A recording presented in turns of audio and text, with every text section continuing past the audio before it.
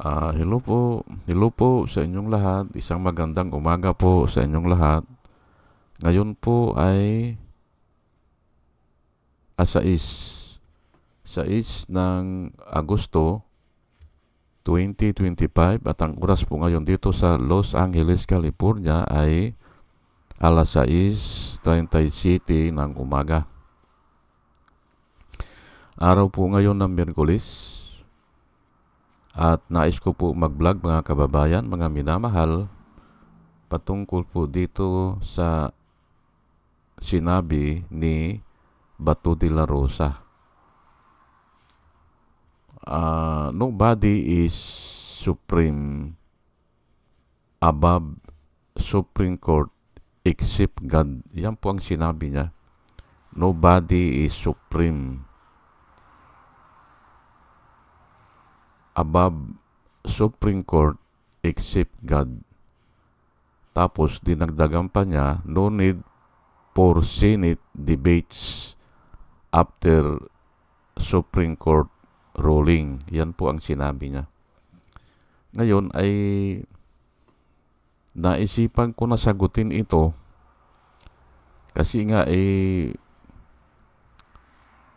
mauugnay ito sa doon sa tinatalakay ko na yung mga points na inilatad ni Adolf Ascona, yung retired Supreme Court Justice.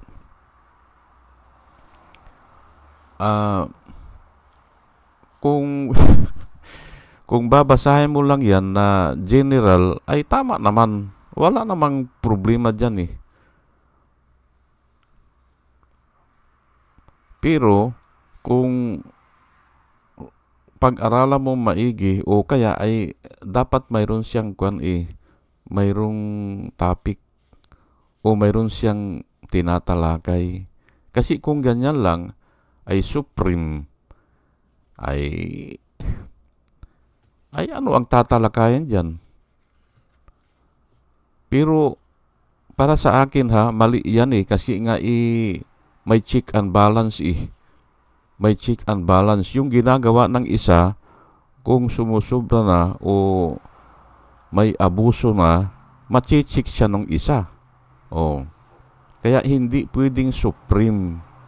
Ganun po yan. Ulitin ko lang dahil doon sa check and balance, ay hindi pwedeng supreme yan. Ngayon, pagdating dito sa no need for Senate debates after Supreme Court ruling, hindi rin uubra yan. Kasi nga, ang lahat ng proyekto o mga project, nag-uumpisa yan sa discussion magtatayo ka ng kumpanya mo, ay simpre magdi-discussion kayo, anong project ang isusunod nyo. Lahat po yan. Yang debate na yan, kasama yan sa buhay. Kasama yan. At ang Diyos nga ay, sabi niya ay, come now, sabi niya, let us reason together. At yan din ang trabaho ng Supreme Court. Parating debate po yan. Debate yan. At lalo na dyan sa legislative. Ang legislative din ay parating nagdidebate yan. Kasi nga may panukala ka, ay simpre mayroon naman na magtatanong o aayaw o may panukala din yung iba. Kaya puro debate po yan. Hindi mo pwedeng alisin yan.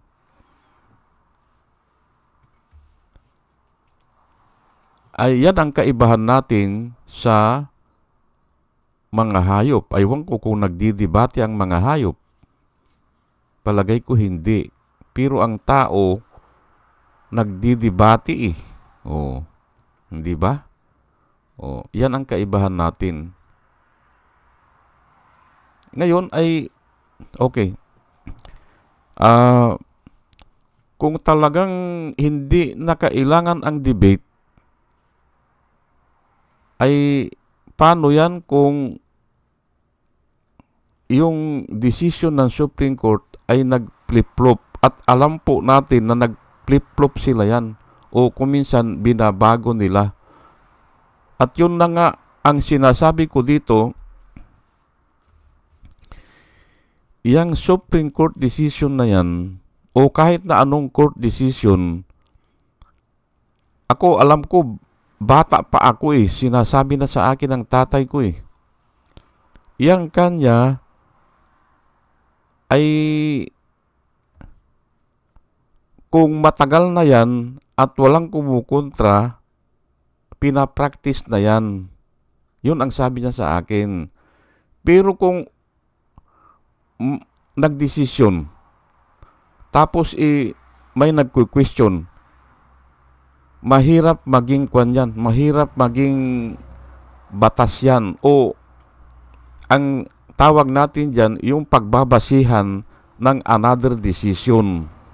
Ganun po yan. Ulitin ko lang kung nag-decide sila Leonin ngayon ng ganyan at yung first day may kumukontra na, Leonin, mali yan. Hindi po gagamitin yan ng basis sa susunod na desisyon. Hindi gagamitin yan.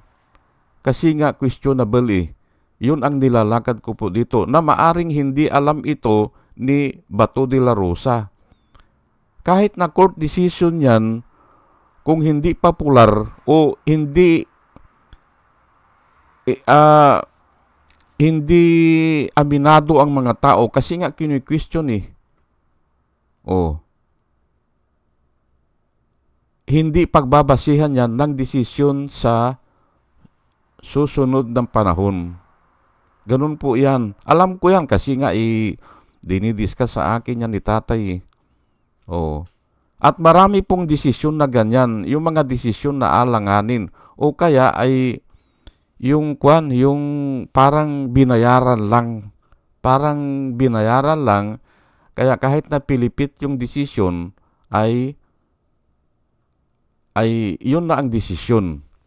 Ngayon, yung pong Francisco case at saka si David ata yun yun ay binibilang ko ata may 20 years na yan may 20 years na yan na nagdesisyon ang Supreme Court na paano ba bilangin ang yung saan nag-uumpisa ang initiation ng impeachment.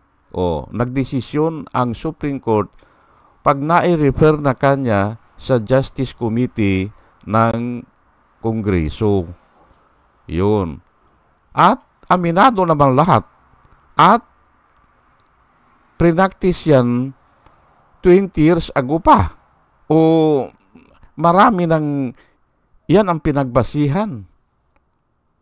At nagiging batas po yan. Matatag na batas. Ikumpara natin ngayon, para maintindihan lang po ni Bato de la Rosa, ikumpara natin ngayon, itong desisyon ni Leonin, kakagatin ba ng mga tao yan? Hindi. Yan po ang sinasabi ko. Hindi po basta nag-decide na ang korte, ay yun na yun. Hindi. Pag ayaw ng mga tao o may nagko-question, ay lalo na ganyan. Ang nagko-question ay mga learned people din. Hindi ba? Nag-aral ng batas. Supreme Court Justice. Mayroon pa yung 3 ata niyang buhay pa ngayon na gumawa ng konstitusyon. Si Bunsod, yan, yung commissioner din yan ng election. Na masasabi natin na walang blemish record.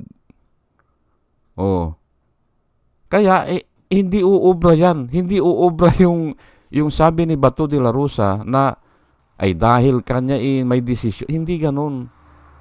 Dadaan po yan sa mga tao. At alam natin ang mga tao ay kanyan. Power belongs to the people Hindi ba? And all government authority emanates from them. Ayan po ito nga, ibibigay ko yung Bible verse, ano? Pero bago ang lahat ay hayaan nyo muna na batiin ko po muna itong mga sumusubaybay sa atin o nakikinig at salamat po sa inyong lahat, ano? Ito po sila, no? Si Pusikat, si Doris May, si Antonino, si Ronil, si Ebe Cumpio, si Joey Valenzuela.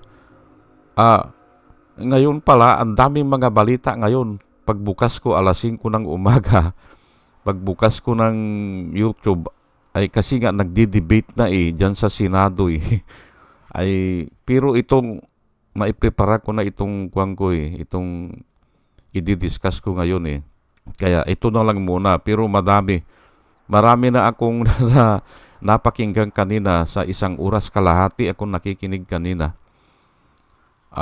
Si third pangatlo, User NB, Parot, Pabs Naranja, Romir Solier, Padua Lloyd Trabier, Andres Sanario, Juna Canao, Rosana Kawili, Bir Orozco, Ernie Calyago, Christine Joranas, Digna Umali, Jolie Antan, Jose Labir Niabot, Andy Gimpaw, User GH, RC Guillermo, Joseph Angelo, Mayra Medina, Rafael Aquilato, Mayit Hinsyo, Dio Yanong, Bilya Lagueño, Mr. Yang Toy, Emilita Rua, Monica Dongsaw, Richard Jamura, User Kiki, User XQ, Nelson Nokop, Salvacion Akisar, Sinaida San Andres, Joey Chavez, Ramon Junior Rojas, Hael Berialyar, Rose Jack Normi, Arnel Araujo, Vicente Tablati, Sweet Potato, Coco Guid, Orly Nunez, Estrella Rumbano, Arian Mendoza, Nieves Olaveris, Aldrin Impalmado, Malaya Mendoza, Rolando Dordas, Mir Cabrera, Rolando Oliver Mamon ng Lapas, Iloilo, Ana Maria Aldisimo, Ili Casli, Marias Libira, Marudaan, Manuel Diwa, Arvin Silot, Mila Kuamag, Chicken Farmers TV, Online Picolio, Trico Mu Ubriak, Concepcion Barsi, at saka si Bobby P. Salamat po sa inyong lahat. At ito naman po ang mga vloggers na nire-recommenda ko po sa inyo na ating panoorin at suportahan. Ito po sila, si Michael Apasible Bulletin, Attorney Insurrecto, Bunyog Pagkakaisa, Vlogcaster Armandin, Engineer Tuto Kausing, Aling Marie, Mr. Sa Totoo Lang To, Christian Isguera, PMTGR Vloggers, The Action Band, Roy Japantors, Divina Apostol, CG Pichay, Kapihan ni Artat Ago, Demjus Journey, Kakamping Ang Batas, with Attorney Claire Castro, Kawaldi Carbonil, Attorney Silo Magno, at saka si Kristan. Ugaliin po natin na makinig sa kanila at marami po tayong matututunan sa kanila. O sige po, at tayo po ay tuloy-tuloy na. Ang sinasabi ko po dito ay hindi ganon yung kung yung nag-decide na ang Supreme Court na yun, hindi. It takes time po yan. Kailangan apurbado ng mga tao, walang nagko-complain at pinapractice na. Yun po ang sabi sa akin ng tatay ko na kumuha ng abogasya. Pag pinapractice na yan, matibay na batas na yan. Ayan po remember ang pinakamahina na batas yan nga yan ang galing sa court decision yan ang pinakamahina na batas. Ngayon ay ito po ang Bible verse na babasahin ko para patunayan na pwedeng i-correct pero gagamitin mo ang Word of God. Hindi sila lulusot pag ginamit mo ang Word of God. Opo. 2 Timothy 3:16. Ito po nakasulat all scripture is given by inspiration of God and is profitable for doctrine, for reproof, for correction, for instruction in righteousness. Ayan po yung Word of God po, kaya nga po ang ginagamit ko dito ay Word of God. Dahil nga is profitable for doctrine. Kung mayroon kang nilalakad na doktrina, pwede mo rin gamitin sa reproof. Hindi ba? Pwede mo rin gamitin sa correction. Iko-correct mo sila. At pwede rin sa instruction or training in righteousness. Training in righteousness. Ayan po ano. Ngayon, ito pong mga kanina, nakinig ako na doon sa debate kanina, ay si Marcolita magaling magsalita. Pero ang napansin ko sa kanya, wala naman siyang tinatapos na topic. Patutok-tutok siya. Ay umiiwas-iwas lang siya. Ay yan po ang nakikita natin dyan na wala siyang pinaglalaban. Samantalang yung kay Soto kanina ay hanggang sa umpisa hanggang matapos, yun ang topic niya. Hindi siya nawawala sa topic. Ay si Marcolita nga nagpapatawa pa hindi ba? Hindi ganun. Now, yan ang mga sign na hindi totoo ang nilalaban nila. Alam nila yan. Kaya nga dapat papasukan ng Word of God. Kasi nga ang Word of God is inspiration by God. All Scripture is given by inspiration of God and is profitable for doctrine, for reproof, for correction, and for training in righteousness or for instruction in righteousness. Ayan po ano. At hindi po sila lulusot dyan. Hindi sila. Dahil nga ay ang sabi ni Jesus Christ ay I am the way, the truth, and the life. Ngayon kung lalabanan nila ang truth, hindi sila magwawagi kasi makikita nila ang sarili nila nilalabanan ang Diyos. Opo, hindi po sila magwawagi yan. Ay malamang ay sa umpisa lang o pansamantala lang magwawagi sila. Pero habang tumatagal po ay magwawagi po ang truth. Ayan po no.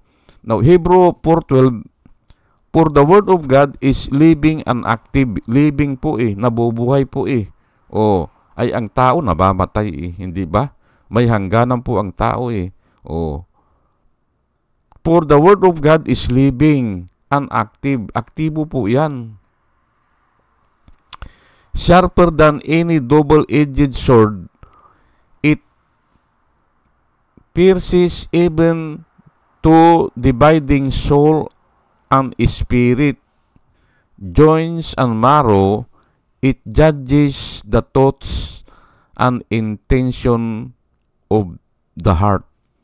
Yan po ano. Kaya very effective po ang Word of God. Bakit?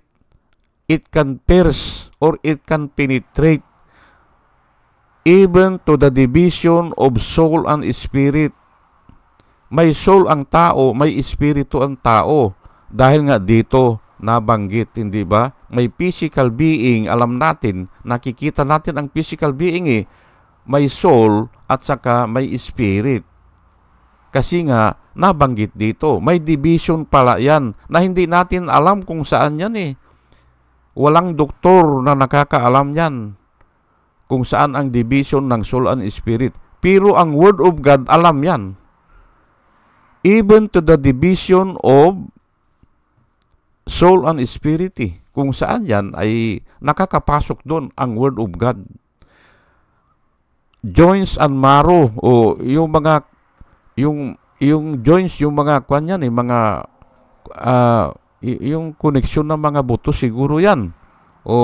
At saka marrow, yung marrow yan yung kwan nakaka-penetrate din ang Word of God doon sa yung utak ng buto. Yan ang marrow alam ko It judges the thoughts and intention of the heart. Ito ang matindi rito. Ang Word of God kasi parang nakukonsensya. Kaya nga judges it judges the thoughts and dahil sa Word of God nakukonsensya yung tao. Nalalaman din niya ang intention ng tao. Ayan po. Nalalaman niya Kaya nga ini-encourage ko po kayo na kung may alam kayo na Word of God ay yun ang gamitin nyo. Proverbs 18 verse 13, he who answers a matter before he hears it is folly and shame to him. Ayan po dapat ay pakinggan muna bago tayo magkomento o bago tayo mag-answer. O, kaya nga, ini-encourage po ang debate. O, ini-encourage po talaga yan. At yun nga, ang sabi nung isang abogado na napakinggan ko, ayaw ko sino na yun, ay isang paraan yan para maalis yung yung init ng ulo. Makipagtalakayan ka o makipag-debate ka. Ayan po. Kaya kailangan po ang debate. Pero nga, ang reason ko ay ito nga itong 3 verse na ito eh. Yang debate na yan, lalo na kung nahahaluan mo ng Word of God, it can judge the thoughts and intention of the heart of man. Matindi po yan. Kaya nga po, napapansin nyo, yung mga gumagamit ng Word of God, kung minsan, yung kalaban nila, nahihinto eh. Kasi nga iba po ang dating eh, kung Word of God ang gagamitin nyo. Ako, kung minsan, naihahalo ko po yan eh. Kahit na nung nagtuturo ako ng engineering, napapansin ng mga estudyante ko, naihahalo ko yung Word of God. At may mga estudyante rin ako na nagbabasa eh. Opo, kaya alam nila eh. Sige po, at hanggang dito na lang po gusto ko lang pasubalian yung sinabi ni Bato de la Rosa na no more or no need of Senate debate. Hindi po. Habang buhay ang tao, nakikipag-debate yan. Opo. Hindi pwedeng alisin yan. Sige po at dalayan ko po sa Panginoon na sana tayo ay bigyan niya ng wisdom sa ating pakikinig. At muli mga kababayan, mga minamahal, isang magandang umaga po sa inyong lahat at salamat po sa inyong pakikinig. Salamat po ng marami. Salamat po.